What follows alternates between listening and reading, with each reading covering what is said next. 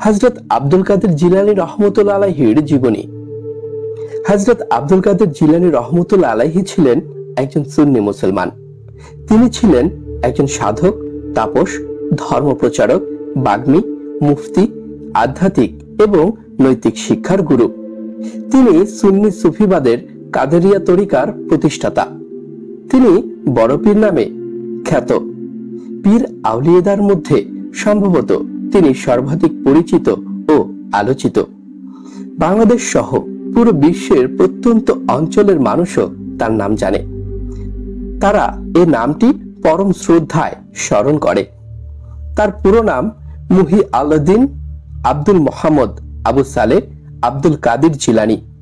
তবে তিনি আব্দুল কাদের জিলানী বা শেখ আব্দুল কাদের জিলানী নামে পরিচিত।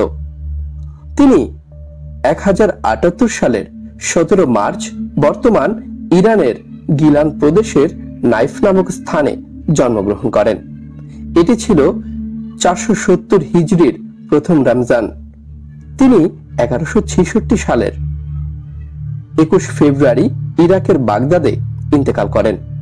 তখন তার বয়স ছিল 88 বছর। ইরাকের বাগদাদে তাকে দাফন করা হয়। এখানে তার মাজার রয়েছে। এটি পুরো বিশ্বের মুসলমানদের কাছে একটি পবিত্র স্থান।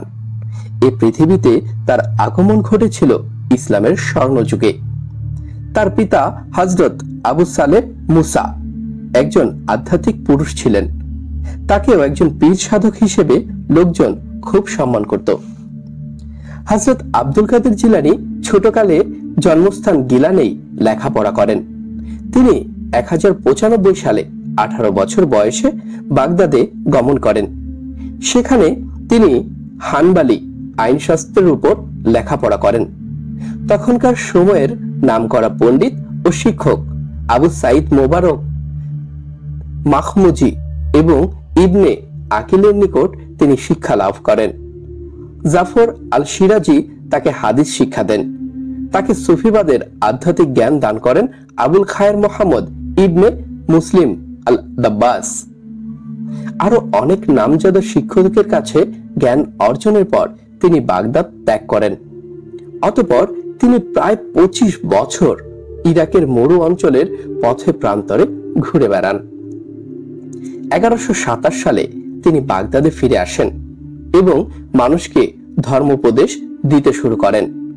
তিনি তখন তার শিক্ষক আল মাখমুজির শিক্ষা প্রতিষ্ঠানে যোগ দেন এবং এখানকার শিক্ষার্থীদের পাঠদান করতে শুরু করেন। অল্পদিনের মধ্যে তিনি ছাত্রদের প্রিয় শিক্ষকে পরিণত হন। তিনি সকালে ছাত্রদেরকে হাদিস এবং তাফসীর শিক্ষা দিতেন, আর বিকালে মানবিক গুণ ও কোরআন শরীফ শেখাতেন। তিনি একজন দক্ষ ধর্মপ্রচারক ছিলেন। তার ধর্মোপদেশ দানের মোহনীয়তায় মুগ্ধ হয়ে উল্লেখযোগ্য সংখ্যক ইহুদি এবং খ্রিস্টান ইসলাম ধর্ম গ্রহণ করেন। তিনি একজন পরম সাধক, আধ্যাত্মিক এবং ইসলাম ধর্মের একনিষ্ঠ সেবক ছিলেন। তিনি কোরআন শরীফে বর্ণিত আদেশ নির্দেশ অত্যন্ত কঠোরতার সাথে পালন করতেন। ওই দিন ছিল মঙ্গলবার, 21 ফেব্রুয়ারি 1166 সাল। ওই দিন বিকালে তিনি ইন্তেকাল করেন। তাকে তার মাদ্রাসা এলাকায় দাফন করা হয়। ওই জায়গাটির নাম বাবুল শেখ। ইরাকের বাগদাদের টাইগ্রিস নদীর পূর্ব তীরে রুফাশা এলাকায় জায়গাটিতে অবস্থিত। সাফাবিদ শাসক প্রথম ইসমাইল শাহ তার মাজারটি ভেঙে ফেলেন।